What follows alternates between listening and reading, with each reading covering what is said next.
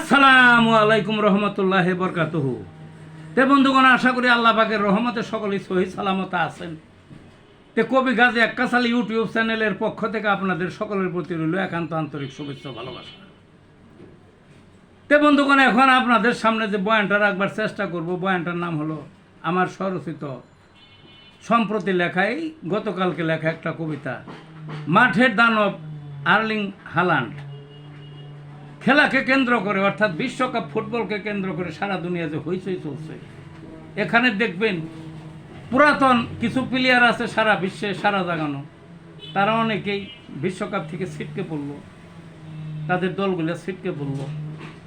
আবার নতুন কিছু মুখের আবির্ভাব হয়েছে, তার মধ্যে সবচেয়ে অন্যতম হল ওই নরওয়ের আর্লিং হালান্ড। মারাত্মক প্লেয়ার, মারাত্মক স্ট্রাইকার, সারা মাঠে দৌড়ায়, একটা চিতার মতো দৌড়ায়।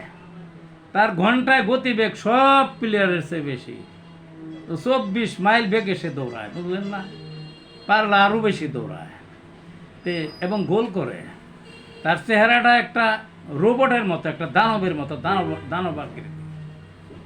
দানব আকৃতি, বলের পিছনে পিছনে চিতার মতো ছোটে, বুঝলেন না? একটা আতঙ্ক প্রতিপক্ষের জন্য। তো যা হোক, তাকে নিয়ে আমার এই কবিতাটা, আসা যাক কবিতাটার মধ্যে।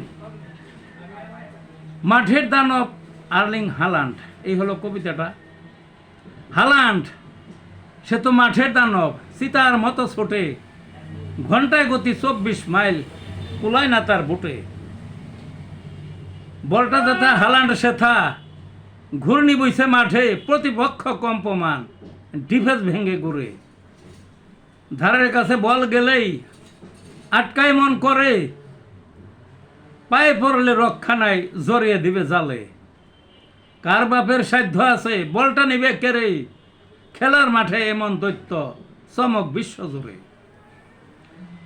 মানবরূপী জ্যান্ত রোবট খেলছে ভীমের হালে, ক্ষিপ্রতা তার এত বেশি, চক্ষু উল্টায় দেখে।